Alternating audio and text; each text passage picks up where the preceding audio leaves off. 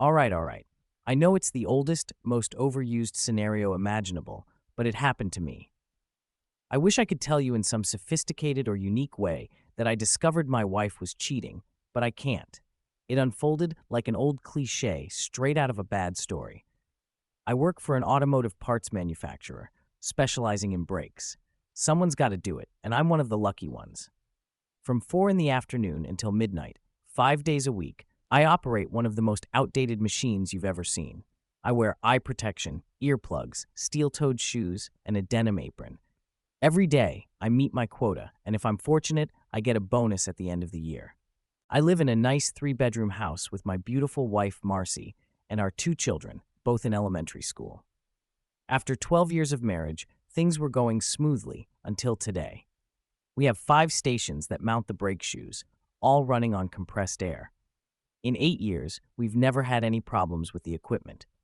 Today, however, in the middle of my shift, the compressed air system froze. The air that powers our machines has to be perfectly dry. It's filtered and dehydrated by automatic equipment that almost never fails. Well, tonight, the dehydrator system failed to vent the accumulated moisture. I'm no scientist, but I know that when moisture and high-pressure air meet, freezing happens and everything grinds to a halt. Instead of having us sit around, they sent the entire crew home, without pay, of course. You could say my whole life was derailed by high humidity. When I opened the bedroom door, all I saw was a big, hairy back bouncing up and down on my wife, Marcy. Instinctively, I turned on the overhead light, realizing Marcy was not sleeping. Damn it, Danny. What the hell are you doing home? I expected her to freak out, apologize, and be embarrassed. Instead, I got a pissed-off tirade. What the hell is going on? I demanded. Oh, don't be such an idiot. You know perfectly well what's going on. I'm sorry you had to see it, but if you had come home when you were supposed to, it would never have happened. Would he never have been here? Or would I have just never seen him? The hairy back turned around, and the guy now looked at me with a smug smirk. Marcy pulled up the sheets in a half-hearted attempt at modesty. My big mistake was grabbing the guy. When he got off the bed, he seemed much bigger than when he was lying down. For my foolish bravado, I was rewarded with 2 very hard punches to the ribs. I didn't get to hit him back. Instead, I lay on the floor, struggling to catch my breath. I'm not sure, but I think I took a blow to the head that knocked me out. Somehow, I found myself in the hospital emergency room with a medical technician bandaging my ribs. Marcy sat in the chair next to the exam table, looking disgusted. The tech finished and left the room. Marcy, who the hell was that guy? And what was he doing in our house? I asked. His name is Alex. He's a friend of mine, and I invited him over, she replied nonchalantly. You were screwing him in our bed. Our kids were sleeping down the hall, I exclaimed.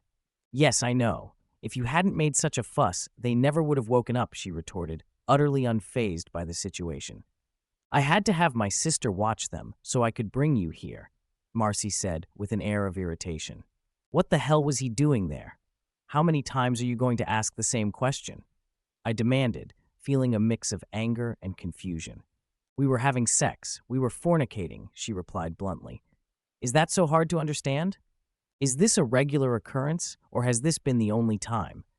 I pressed, needing to know the extent of her betrayal. Alex and I have been together for about 6 months. We were trying to keep it a secret. We don't usually come home, but I couldn't get a babysitter, she confessed. Are you done yet? I asked, my patience wearing thin. No, it's not over. Danny, you're a good father and a good husband, but Alex is great in bed. I don't see any reason for us to break up just because it's out in the open. I promise we'll never see each other at home again. It's not fair to you or the kids, she continued, her voice devoid of remorse. I'm sorry, Marcy, that is not acceptable. It stops now, I declared firmly. Danny, if you try to stop my relationship with Alex in any way, I can guarantee you'll regret it. You just got your ass kicked, and Alex didn't even break a sweat. I can assure you it will happen again, she threatened, her eyes cold. If you do or say anything, everyone we know will find out that your wife is screwing another man, and you're too much of a wimp to stop it. All our friends and neighbors will find out first. I'll see to it that your family learns what a pathetic loser you are. The guys you work with will start calling you a cuckold. Think twice, Danny. Your life will be hell. I bet even your kids will be ashamed of you. Don't you care what they think of you?" She taunted, her words cutting deep. "Would you make yourself look like a whore just to put me down?" I asked, struggling to comprehend the lengths she was willing to go. "I'll do it if I have to, but I bet you won't take that chance. Alex thinks you're a coward, and I think he's right. You're gonna have to learn to live with it, Danny boy," she said, her voice dripping with disdain. "Who the hell is this guy? Where does he work?" I asked, needing to know more about the man who had shattered my life. "He doesn't work, Danny. He owns Continental Classics, the luxury car emporium on Lancaster Pike. You know, the place you always wanted to get into, but never did," she revealed with a smirk. "That's it?" I asked, feeling a sense of disbelief. "Danny, he's richer than you, he's smarter than you, and he's better in bed than you. He also looks like he's stronger and better with his fists than you," she continued, driving the knife deeper. "Why don't you marry him if he's so great?" I retorted bitterly. "That's why I keep you close, honey. Alex doesn't like kids, and I have no intention of giving up mine so I can be with him. You play housewife and daddy, while Alex gets all the love. Why is that so hard for you to understand?" she asked, her tone condescending. "Am I supposed to like this arrangement?" I asked, feeling trapped and desperate. "You don't have a choice. Either you live with it, or the whole world will find out what a loser you are. By the way, I'm going to move all your stuff into the guest room. I don't think it will be necessary for us to share a bed anymore, since the cat's out of the bag," she said as she got up to leave. I watched her go, feeling a mixture of relief and despair. "Just out of curiosity, honey, who was watching the kids when you were with Alex?" I asked, needing to know. "Karen usually took care of them, but from time to time she would drop them off at your parents' house," she replied nonchalantly, walking out the door. "By the way, Karen was the one who introduced me to Alex," Marcy added as she left the room. I made a mental note to thank Karen sarcastically. The next morning, I was released from the hospital. Marcy was nowhere to be found, so I opted for a cab ride home. The kids were at school, and Marcy wasn't around. All my clothes and personal items were piled haphazardly on the guest bed. I knew Troy and Terry would have questions about the new sleeping arrangements, and I decided Marcy could handle that explanation. It took me less than an hour to settle into my new living quarters.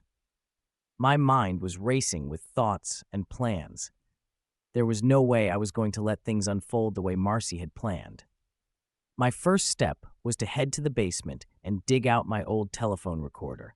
It only worked with the landline, but I had to start somewhere. Marcy mostly used her cell phone, but she made enough calls on the landline to make it worth the effort. In about 20 minutes, I had it plugged in and hidden behind some old paint cans. It was a small step, but it felt like a move in the right direction. Despite feeling terrible, I decided to go back to work. The doctors had given me some pain pills, but I wasn't comfortable taking them while operating machinery. I opted for a couple of high-potency Tylenols instead. One thing Marcy had miscalculated was my relationship with the guys at work.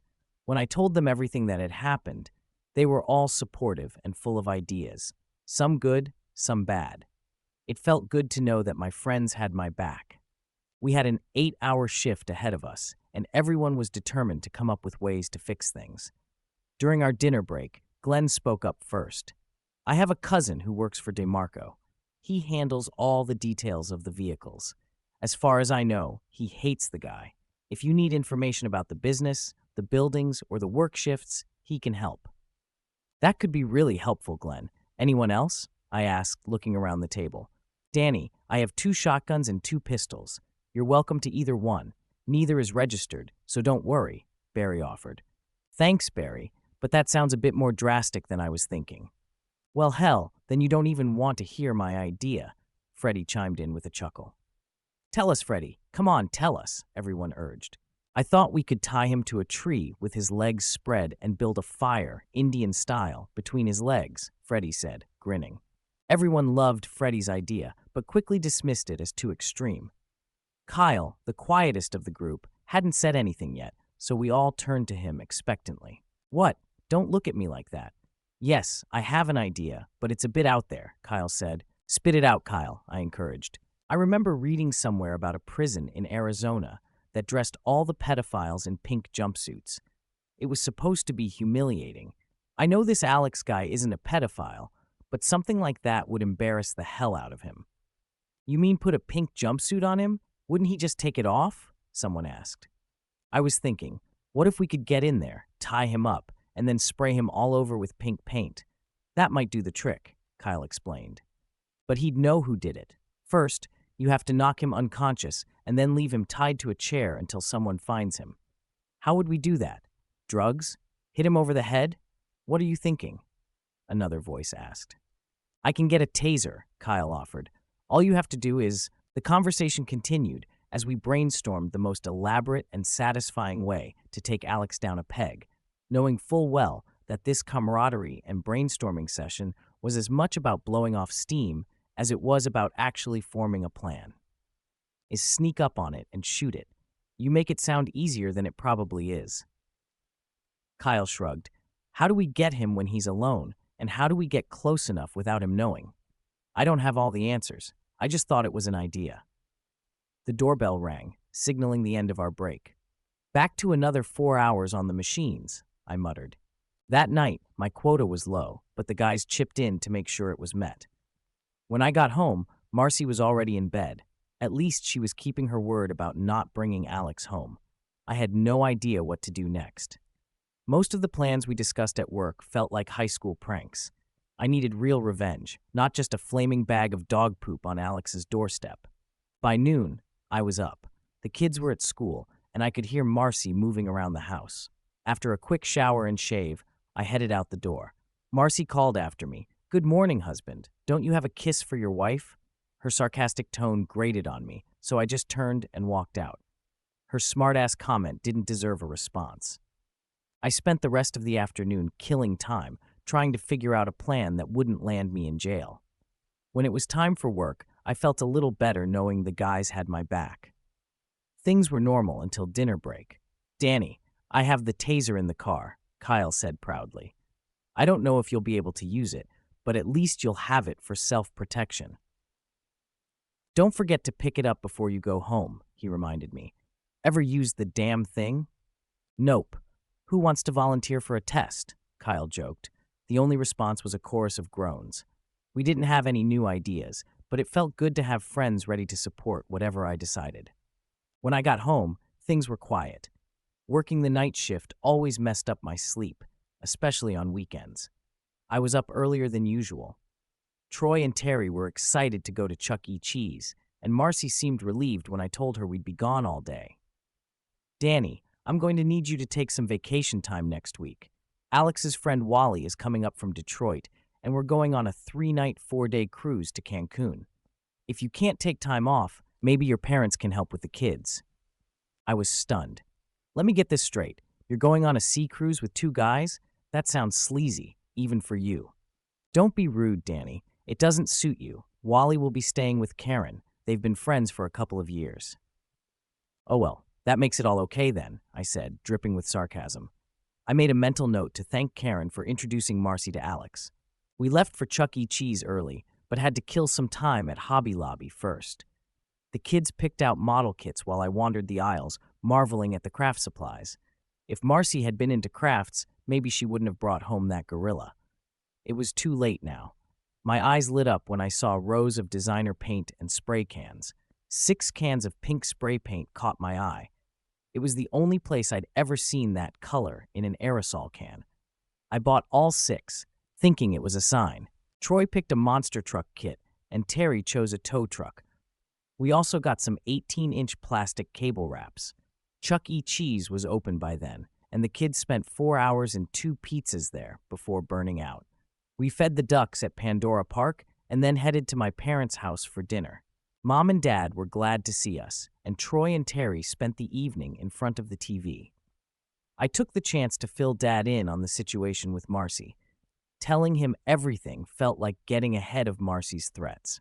Dad promised they would be there to help with the kids, no matter what. It was a relief. I called Marcy around 9 to let her know we'd be spending the night at my parents' house. The next morning, after a big breakfast at IHOP, we went home. Marcy was still in bed, so I fired up the lawnmower and started in the back by the bedrooms. Troy and Terry were eager to work on their models. I decided to spend the whole day on yard work, stopping often to chat with neighbors. I borrowed hedge clippers from Mike Fielding across the street, even though I had a perfectly good pair. While trimming the hedges, I couldn't shake the feeling of satisfaction from the spray cans. Those pink cans were more than paint. They were a plan forming in my mind. I could see Alex's face now, humiliated and pink. As I trimmed the last hedge, a sense of determination filled me. I knew what I had to do. His wife, Mary, was one of the biggest gossips in the neighborhood.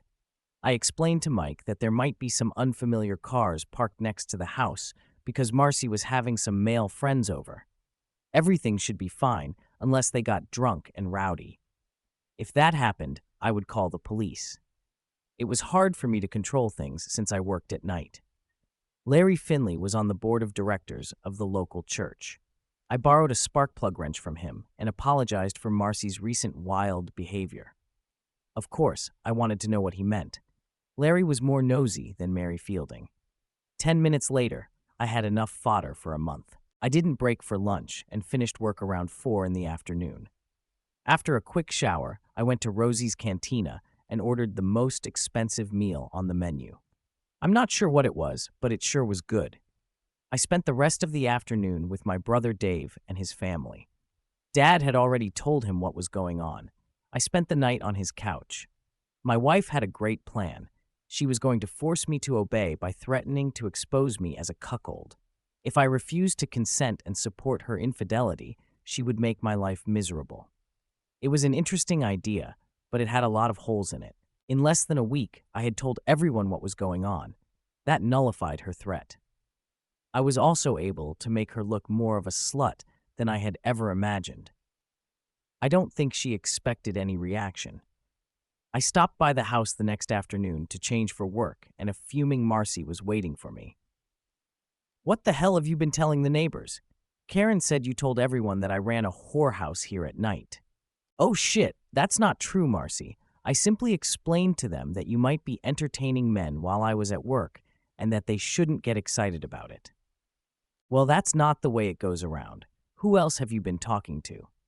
"To everyone. I thought I'd tell them before you. It seemed easier that way. I didn't say anything to your parents or your sisters. You should probably do it before they hear the rumors." "Damn it, Danny, you're making me look like a whore." "Well, fair enough. You were going to make me look like a cuckold bastard. I'm sorry, honey, but I have to go to work." I was able to spend some time with the kids before I left. The hardest part was not being able to spend the quality time I wanted to spend with them. Glenn had the best news of the night.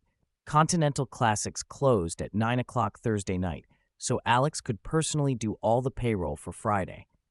He hated to be disturbed while doing payroll, so even the cleaning crew was gone. Kyle took a few minutes and showed me how to use the taser. No one volunteered to try it out. The plan was coming together. If I got caught, and I expected to, I'd be facing jail time. I didn't give a shit. Alex DeMarco had to be humiliated. If I was arrested, I'd make sure every newspaper and TV station had the whole story. Any publicity like that would crush him, or at least damage his precious reputation. This time, Marcy's little plan was going to backfire spectacularly. Make him so mad he'd do something dumb. Over the next few days, I barely went home except to sleep, shower, and change clothes. I hadn't eaten at home since that first day. Thursday finally arrived, and I made sure my truck's battery died, so Kyle had to pick me up. Our plant supervisor was pretty hands-off as long as we met our quotas and maintained quality. The OSHA requirements for our job, including aprons, gloves, and welding goggles, made us all look pretty much the same, which worked in my favor. At 8:30, I slipped out the back door. The guys took turns covering my station, ensuring one of their positions was always vacant. Nobody cared, since bathroom breaks were routine and unmonitored. My goal was to create the illusion that I never left. Entering through the employee door at Continental Classics, I headed straight for the restroom. Around 9 o'clock, someone did a quick check before turning off the lights. 10 minutes later, I stepped out of the restroom into the semi-dark office area, wearing latex gloves. Alex's desk faced the display area, his back to the door. He was pecking away at an old adding machine with a paper tape, oblivious to my approach. I hit Alex with the taser right in the back of the head. His body jerked up, and when I thought he might turn around, I hit him again. This time he gave a couple of jerks and then went limp. Perfect. I secured 2 plastic ties on each leg and 2 on each arm, using an old tie to blindfold him. He remained still, cooperating by default. I positioned the chair facing the showroom glass window, ensuring he would be on full display when his staff arrived in the morning. The pink paint was more absorbent than I expected, requiring several coats to achieve the desired look. I barely had enough paint, but the final result was a spectacular display of pink. After carefully repacking my supplies, I waited for Alex to wake up, but he didn't move. Growing anxious, I tried to check his pulse but felt nothing through the latex gloves. Removing one glove, I tried again but still found no pulse. Panic set in as I tried the TV method of checking his neck pulse, which also failed. I touched his eyeball with a pencil tip. No blink, no reflex, nothing. Realizing the gravity of the situation, I put my glove back on, cleaned any surfaces I might have touched, pocketed the tie, and cut the plastic ties. The marks left by the pink paint where the ties had been stood out starkly against his skin. It looked bizarre. I had intended to humiliate him, not end up in a potential manslaughter scenario, job easier by not being evasive or combative. I left the detective's office, feeling confident I had covered my tracks. When I got back home, Marcy was waiting for me, her arms crossed and an accusatory glare in her eyes. "Well, did you confess?" she snapped. I smirked. "No, Marcy, I didn't, because I didn't do anything wrong. Detective Green didn't seem to think I had much to do with Alex's demise either." "You can't keep this up forever, Danny," she hissed. "They'll find out what you did." "Marcy," I said, keeping my tone calm, "you need to understand something. I didn't kill Alex, and you can tell whoever you want, whatever you want, but it won't change the fact that I'm innocent." She looked taken aback, not expecting my steady demeanor. "I don't believe you," she muttered, but her voice had lost some of its venom. "Believe what you want, but maybe it's time you start worrying about what you're going to do next. Alex is gone, and you're stuck with me." I walked past her, feeling a strange sense of triumph. The tables had turned, and I wasn't the one who was scared anymore. Over the next few days, things were tense at home. Marcy was sullen and avoided talking to me unless necessary. I focused on my kids and tried to maintain some semblance of normalcy. Work was my refuge, a place where I could escape from the toxic atmosphere at home. The real turning point came when Karen, Marcy's sister, came over. She was visibly upset, her eyes red from crying. "Danny, we need to talk," she said, her voice shaky. "Sure, Karen, what is it?" I asked, genuinely concerned. She looked at Marcy, who was sitting silently on the couch, and then back at me. "I didn't know about Alex. I swear, I didn't know he would do something like this." "What are you talking about, Karen?"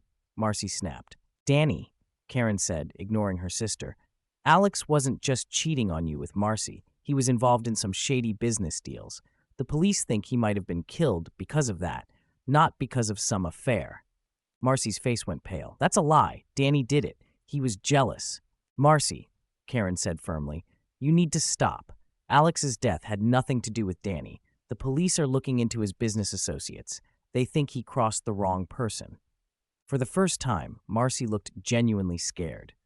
The realization that she had been living in a fantasy, blaming me for everything, started to sink in. I felt a wave of relief wash over me. I wasn't out of the woods yet, but at least now there was a chance to set things right. Karen left after giving me a sympathetic look. Marcy sat on the couch, her head in her hands. "What am I going to do, Danny?" she whispered.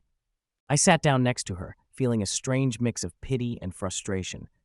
"Maybe it's time we figure out a way to move forward, Marcy. For the kids, if not for us." She nodded slowly, tears streaming down her face. For the first time in a long while, it felt like there might be a way to salvage something from this mess. And for now, that was enough. "I'm sorry, honey," I said, feeling the weight of the world on my shoulders. "I had to get money to hire a lawyer to defend me against these murder charges. I promise I'll get you another car as soon as I get out of jail." The phone went silent as she continued to hurl insults at me. I hung up, turned off my cell phone, and sighed. After that conversation, It became clear that hiring a lawyer was not just a good idea, it was a necessity. No matter what happened, I was determined not to stay married to Marcy. But that decision would have to wait, as Troy and Terry were home when I arrived. I went straight to my kids, ignoring Marcy's cold stare. The boys were excited to show me the models they had put together. When Marcy started cooking dinner, I retreated to the guest room, where all my clothes were piled on the bed. All of Marcy's clothes were still in the master bedroom. I chuckled to myself, but decided it wasn't worth the fight. She was stubborn and determined at this point. Marcy called the boys to wash up for dinner, and I headed back to the guest room to organize my belongings again. As much as I wanted to throw all her stuff out, it felt too petty. That evening, I treated myself to a meal at Red Lobster. Money wasn't an issue, since I still had cash left after giving a deposit to the divorce lawyer. The shrimp and lobster combo was fantastic, but the cheese rolls were the real highlight. After dinner, I turned my cell phone back on, hoping for a call from one of the guys at work or Detective Green. Instead, the first call was from Marcy. "Danny, how am I supposed to go to the grocery store? We need milk and a few other things. I'll take you when I get home. Try to get groceries on Saturdays when I don't work. I'll feel better if you don't do the shopping by yourself. Oh, I have another call. I've got to go. I'll talk to you when I get home." The second call was from Kyle. Detective Green had spoken to the entire team, both individually and as a group. All our stories matched. Tom Tingle, the floor manager, was especially supportive, insisting it was impossible for me to have missed work. He claimed he monitored all his men closely and could guarantee I had been there all night. While I knew he wasn't that diligent, it was comforting to have his support. If some criminal investigator wanted to prove I killed Alex DeMarco, I'm sure they could. But I had a feeling no one cared enough to dig that deep. When I got home, it was just in time to put the kids to bed. Marcy was sitting on the couch with a glass of wine. I grabbed a cold Foster's from the fridge and settled into my recliner. The TV was off, so I figured it was a good time for Marcy and me to talk. "So Marcy, how's the plan to turn me into a wimp and a cuckold going?" That ended the conversation before it even started. She finished her wine, got up, and went to her room. I thought she wanted to talk. I guess I was wrong. I grabbed my beer and went to check the recorder. The first call was to her sister. There was no surprise there. Marge knew all about the affair with Alex and supported Marcy in every way. Good to know. The next call was to Marcy's mother, and it was a little different. Mom had no idea about the affair and was clearly shocked. Marcy's mother seemed genuinely concerned. "Marcy, what on earth were you thinking? How could you do this to Danny and the kids?" Marcy's voice wavered. "Mom, I didn't plan for this to happen. It just happened." "But why didn't you tell me? Why did I have to find out like this?" "Because I knew you'd judge me," Marcy snapped. "I knew you'd say I was wrong." "Marcy, I'm not judging you. I'm worried about you. This is a mess." "Well, it's too late now," Marcy said bitterly. "Danny knows everything, and now I have to deal with the consequences." I turned off the recorder, feeling a mix of satisfaction and sadness. Marcy was unraveling, and her support system was faltering. This was far from over, but for the first time in a long time, I felt like I had the upper hand. The battle wasn't won, but the tide was turning in my favor. I'll start with a new passage, keeping the style engaging and natural while expanding on the narrative. When I found out what was really going on, it was like a whirlwind of revelations. According to her daughter, Alex was just Karen's friend, and the reason I was so upset stemmed from my supposed jealousy over years of failed advances towards Karen. Alex took it upon himself to lecture me, which naturally got under my skin. Although he never explicitly accused me of Alex's murder, the insinuation hung heavy in the air. To add insult to injury, Alex even tried unsuccessfully to replace the phone he'd taken from me, and then went on to report me for supposedly stealing his driver's license. Marcy, always resourceful, made a flurry of calls that day. She tried the bank for a new credit card, only to discover her account had been closed. Meanwhile, the last call on the answering machine was from Karen, a neighbor who inexplicably preferred phone conversations over face-to-face meetings. Little did I know, that call held crucial information. I learned that Wally was en route from Detroit, and Marcy planned to lie low until his arrival. The next morning, the boys and I were up early, slipping out before Marcy woke. We returned after lunch, and I was promptly enlisted to drive Marcy to the grocery store. Her loss of car and license meant these errands fell to me. While she prepared dinner that evening, I discreetly checked the tape recorder. Wally had arrived, and his conversation with Marcy revealed his unwavering belief in her story and his vow for vengeance. Having grown up with Alex, Wally was steadfast in his resolve. Later that night, Marcy excitedly phoned Karen, sharing the news of Wally's arrival and her relief at his support. It was clear Karen was astounded by the sudden transformation in Marcy's circumstances. As for me, I couldn't fathom the severity of whatever Marcy had done to warrant such drastic consequences, aside from her alleged involvement in Alex's demise. Avoiding Marcy the next day, I seized the opportunity to mow the lawn, providing a convenient excuse to keep my distance. By late morning, Marcy's parents unexpectedly arrived to pick up the kids for an unplanned sleepover. Despite my lack of prior knowledge, I decided against objection. Grandma Wilcox promised punctuality for the school run the next day, a promise I was eager to see kept. Anxious to review the latest recordings, I postponed breakfast and instead opted for a quick shower before heading out to Denny's. Marcy seemed unperturbed by my increasingly frequent meals out, but behind her calm demeanor, she and Wally were already concocting their plan for retribution against Alex's untimely end. The whole affair had a surreal, almost comical air about it, though I knew better than most the gravity of the situation unfolding under my roof. Here's the revised passage, keeping the natural and engaging tone while expanding on the events. I planned everything meticulously. The goal was to stage a scene that would make it appear I had been shot in a botched burglary attempt. Marcy and Karen would call 911 upon hearing the gunshot. I chuckled wryly as I blew a sarcastic kiss to my wife on my way out, receiving a defiant finger in return. Dinner with my parents that evening was a subdued affair. Before leaving, I borrowed Dad's snake charmer, a short-barreled 20-gauge shotgun perfect for the night's performance. Upon returning home, I found Marcy in bed with the light on, seemingly engrossed in a book. The answering machine held only one message from Karen, boasting about an afternoon of passionate intimacy with Wally. Before signing off, she assured Marcy she would be ready later that night. Converting the cartridges from buckshot to rock salt took about 20 minutes, relying on a stash I'd collected from last winter.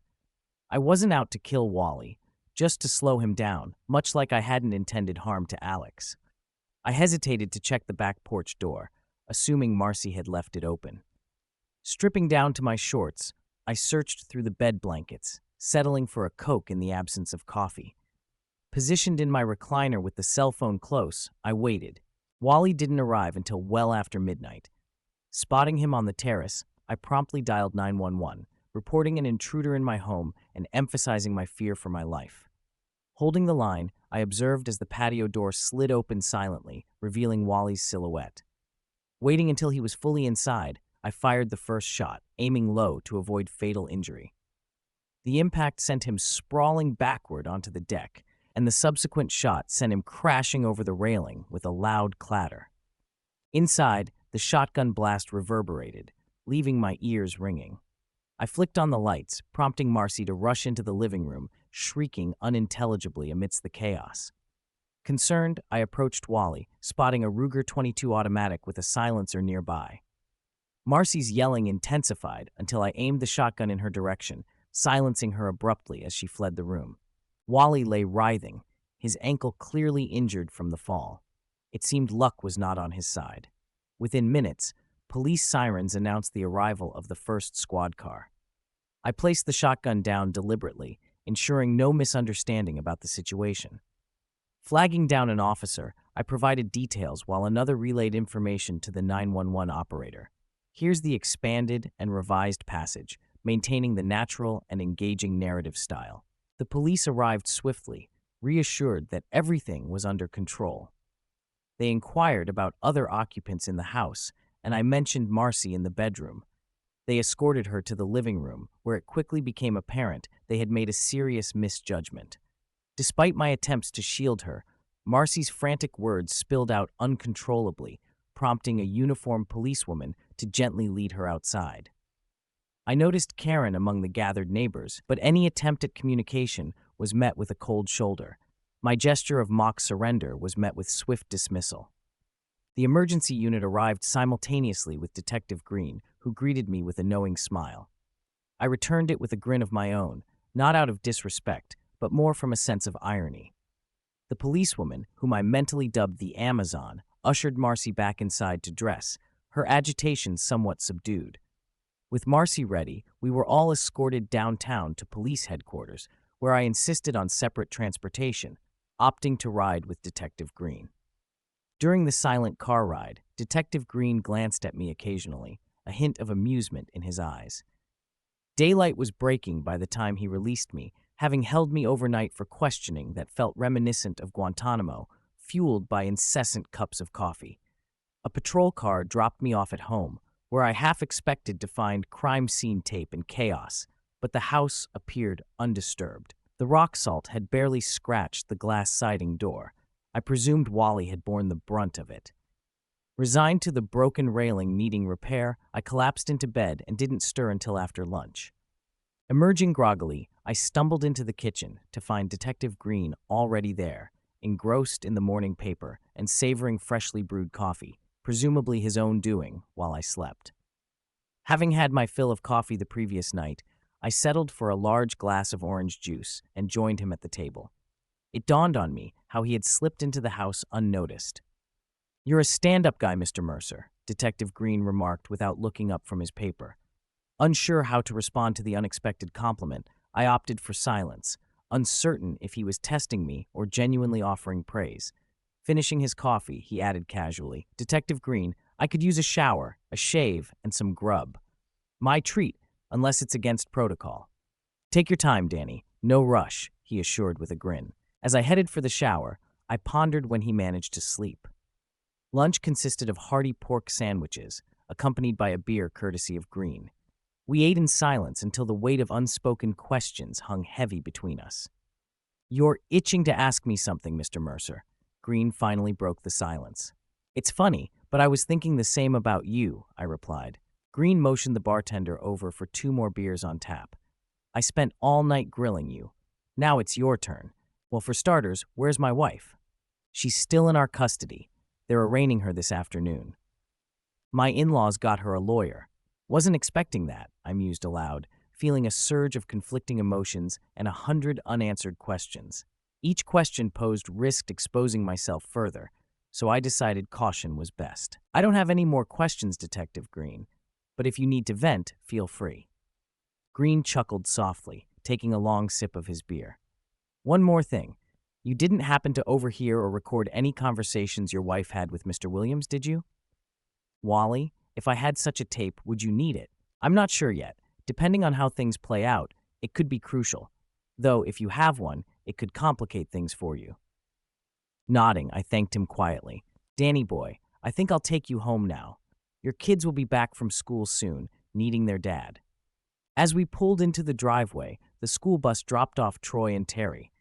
Excitedly, they approached us, inspecting Green's badge with curiosity. Their innocence momentarily lifted the weight off my shoulders until Green leaned in with a mischievous grin. "Now, which of you built the tugboat and which one the monster truck?" "I built the truck," Troy exclaimed proudly, puffing out his chest. "I made the tugboat. Want to see it?" Terry chimed in. "Maybe next time." "I've got to run," Green said with a wink, leaving me dumbfounded as he drove off, leaving me with the unsettling realization that he knew about the pink paint and held all the cards. That evening, we ordered pizza, the boys surprisingly silent about their mother's absence. After dinner, Marcy's father called, seeking help to post her bail.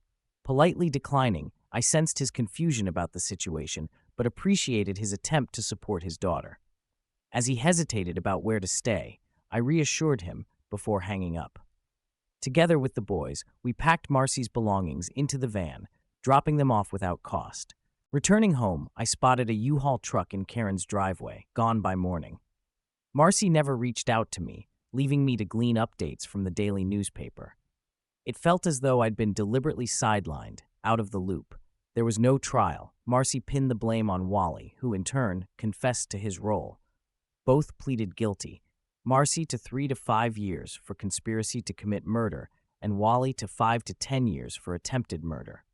Federal involvement followed due to the silenced weapon Wally used, adding a layer of complexity to an already convoluted situation. Wait until Wally finished his first sentence before making any changes. Detective Green didn't need the tape and never mentioned it again. Karen disappeared and was never heard from again. My father was thrilled to get his shotgun back and promised to lend it to me again if I needed it. He was laughing when he said that. I had Marcy served with divorce papers as soon as her sentence began. She didn't protest at all. I got the feeling she didn't want to hear from me because I hadn't seen or talked to her since the night I shot Wally. I sold the house and moved back in with my parents. I couldn't work and take care of the kids by myself. The guys at work were happy to have me back. For some reason, they offered to switch me to the day shift, but I turned it down. Every month, I took the boys to the women's prison in Muncie to see their mother. I would wait in the car because they were usually there for less than an hour. Sometimes, when the weather was nice, the meetings were outdoors. I could park and watch them through the metal fence. I never asked them about visitors and asked them not to tell me anything. It seemed to work well for everyone.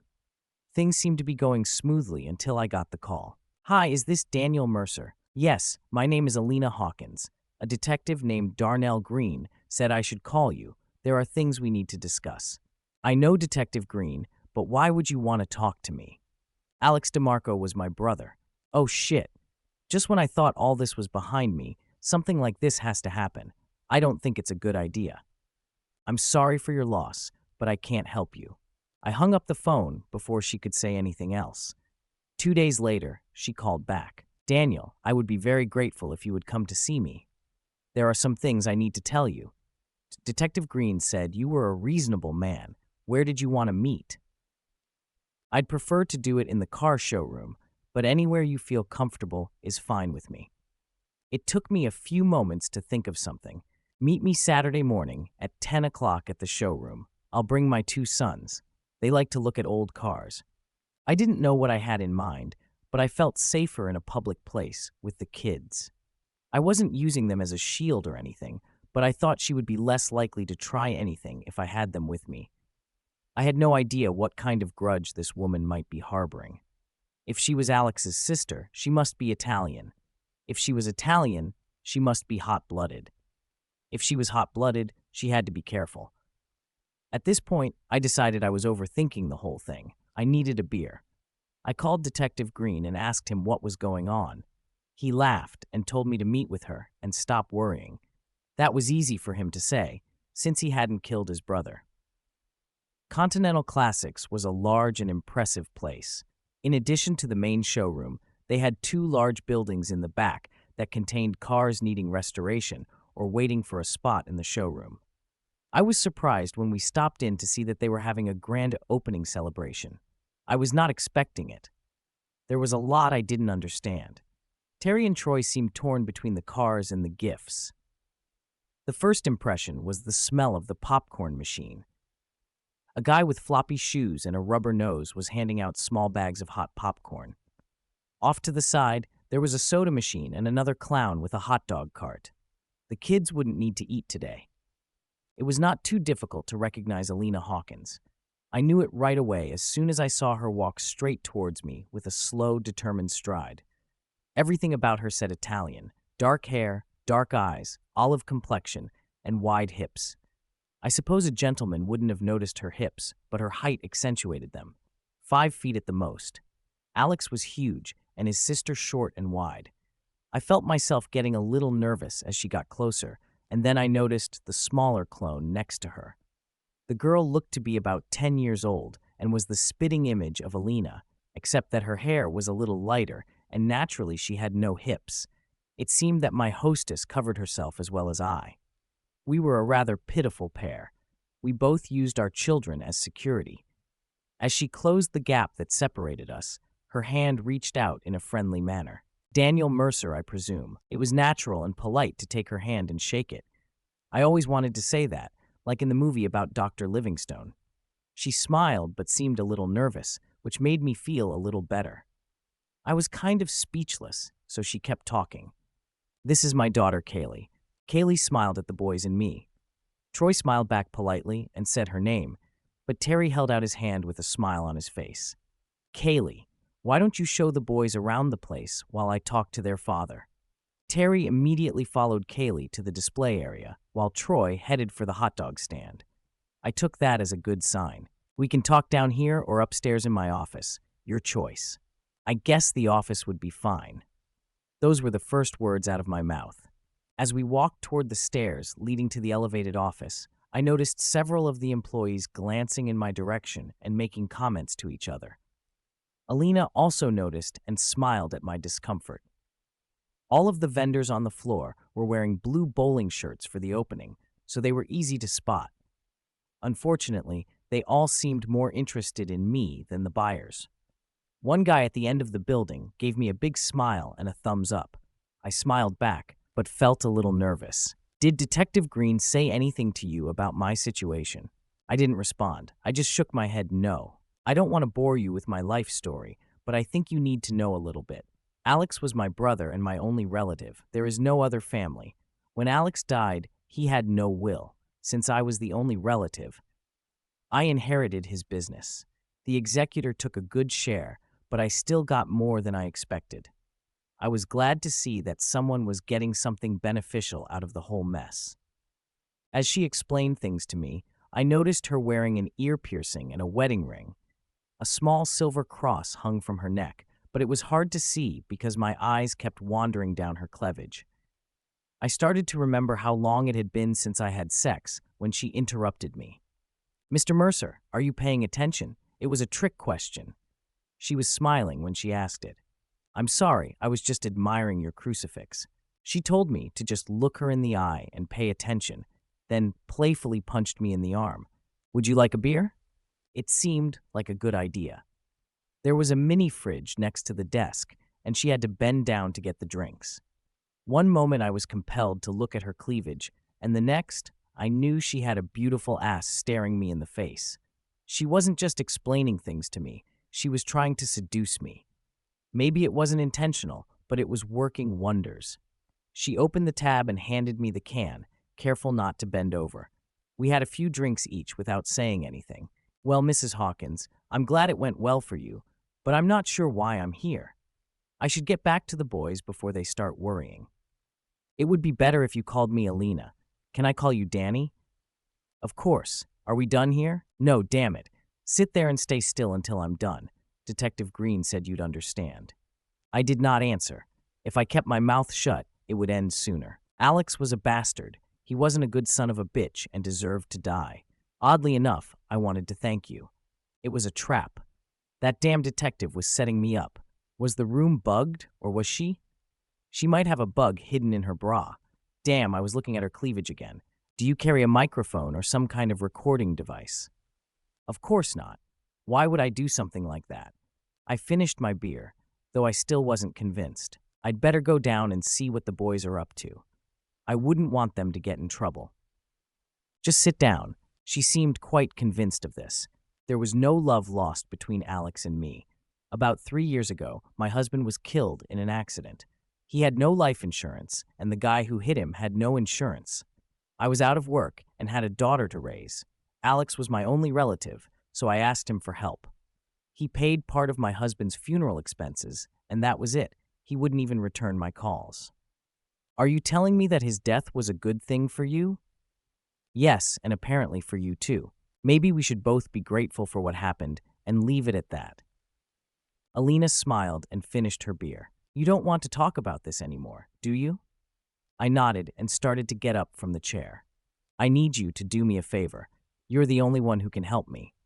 What could I do for you? I want you to come work for me as a general manager. You're crazy. I don't know anything at all about the car business, especially luxury cars like you have down there. I know that. I have people who take care of those things. What do you need me for? Alina seemed a little nervous. She looked at her feet and then at the walls. Her eyes darted back and forth as she tried to articulate a few words. Did you see how my people looked at you when you came up to the office with me? Yes, they weren't smiling. Everyone thinks you killed Alex. Not only did you kill him, but you made him a laughing stock. Everyone was afraid of Alex. Now they seem to be afraid of you. Their fear is akin to respect. Do you understand what I'm trying to say? Don't they respect you? No, they're going to rip me off left and right, and there's not a damn thing I can do about it. I'm not smart enough or tough enough to keep them in line. What good could it do? For the most part, just being here. After a while, we'll both learn the business well enough to be able to control what happens. Until then, I need you to bully them. I'm a good guy, Alina. That's why Alex and my wife tried to take advantage of me. She seemed a little more comfortable now. That didn't work out too well for them, did it? For some strange reason, I found it funny and laughed a little. For the next 30 minutes, Alina and I talked terms and conditions. She had no problem exceeding the salary and benefits I was receiving at the factory. If things didn't work out, I could always come back. Actually, I didn't want to come back. I wanted things to work out. Troy wasn't looking so good when we got back downstairs. Too many hot dogs and too many sodas. Terry, on the other hand, was having a great time. He seemed to spend more time talking to Kaylee than looking at the cars. It was certainly a good sign. Troy threw up in the truck on the way home and skipped dinner. I started work that Monday. Things went exactly as Alina predicted they would. I was surprised at how quickly I was able to familiarize myself with the operation. I approached some of the employees and soon had eyes and ears in the plant. The one in the blue shirt who gave me a big smile on the first day was Glenn's cousin, my biggest supporter. Most of the employees wanted the business to prosper and were more than willing to rat out the bad apples. Alina let me handle the layoffs, and I found I liked it. I was living up to my reputation. Detective Green came by several times for coffee, but the conversation was usually light and friendly. I finally got him to open up a bit. 3 years ago, I was a cop in Philadelphia. I came home one day to find my wife in bed with my supervisor. I beat the crap out of him on the spot and kicked my wife out. The police department gave me a choice between resigning or being fired. A week later, I had a job here. Before I left, I made sure the son of a bitch who was banging my wife left too. I did not ask him for more information. It was his business. At least I understood why he seemed to be leaning on my side. The boys agreed not to mention my new job to their mother on visiting days. They made a few comments about the long drive, but seemed to understand that there was no escape. I felt it. It was important for Marcy to see her children, not for their sake, but to allow me to rub salt in the wounds. I know. It's a horrible way to use your children, but it gave me petty pleasure. Alina and I were spending more time together, both at work and after work. One weekend, the boys insisted that I take her and Kaylee to Noble's Grove. Most of the time, we stayed closer to home. Living together seemed to complicate any possibility of romance. I was interested in having a closer relationship with Alina, but it wasn't convenient. I was still living at my parents' house with the kids, and Alina and Kaylee had a small studio apartment. As business was going much better than expected, Alina started talking about looking for a house to buy. She spent a lot of time on the computer, searching for the perfect one. My first wake-up call was when she explained why she wanted a 4-bedroom house.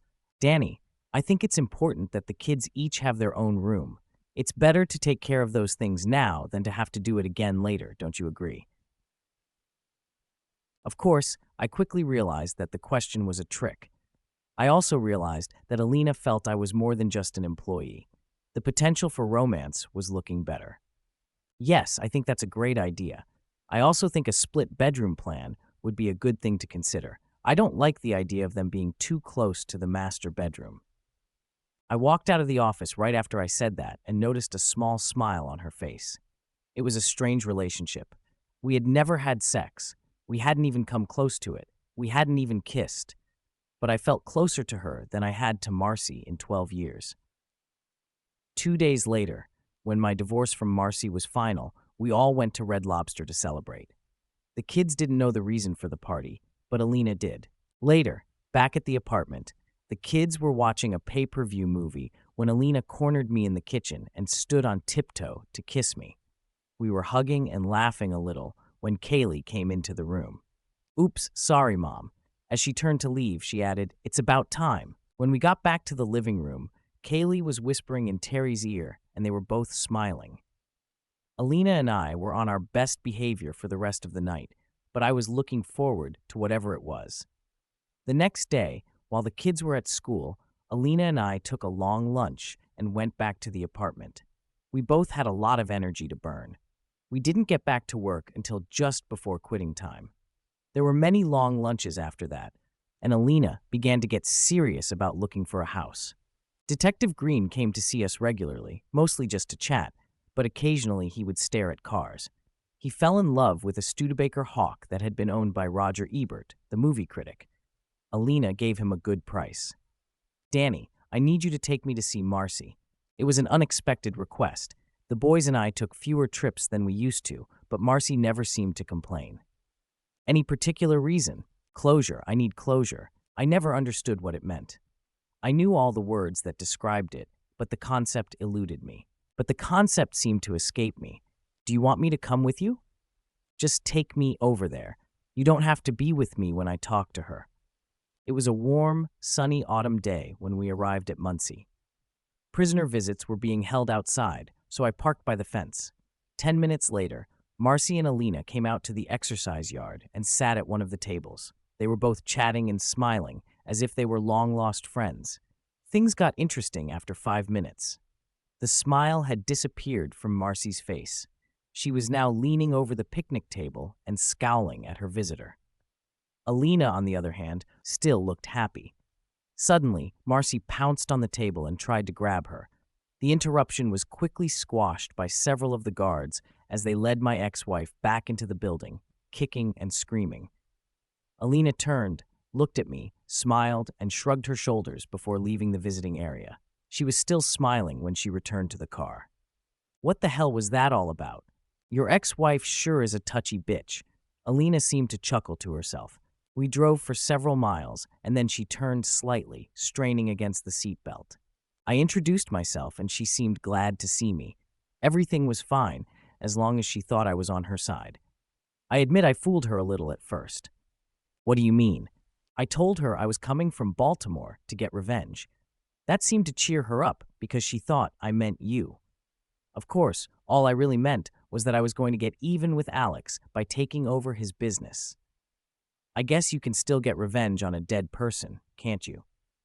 Okay, but why did she get so angry?